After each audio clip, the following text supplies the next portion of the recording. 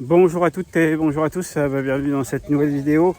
Aujourd'hui on est toujours à Angkor Wat, donc Angkor Wat on arrive sur le site principal, donc avec ces magnifiques et majestueux temples d'Angkor. Et aujourd'hui je souhaitais vous parler des incoterms et quel incoterm il faut choisir.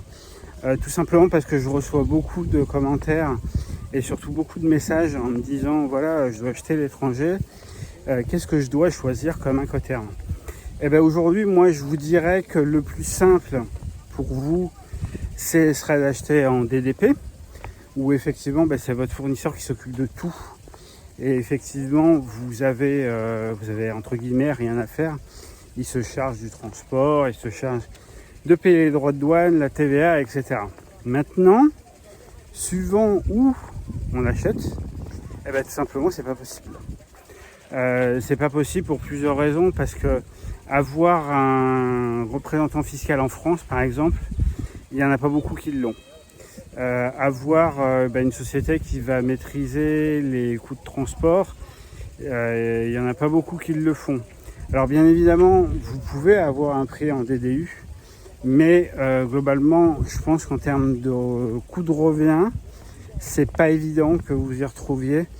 Et moi, je suis toujours dans la même démarche. Je suis toujours dans la démarche, effectivement, d'optimiser au maximum les choses et que votre coût de revient vous permette de rester concurrentiel sur votre marché. Donc, tout simplement, c'est vrai que on n'y porte pas grande attention à cet incoterm. Et pourtant, c'est un des points majeurs qui va vous permettre justement d'avoir en fait un coût que vous allez pouvoir maîtriser et vous permettre de rester concurrentiel sur votre marché et pouvoir garder votre position. Donc après, effectivement, tout ça, ça se calcule. Il faut comparer ce qui est comparable, des choux et des carottes.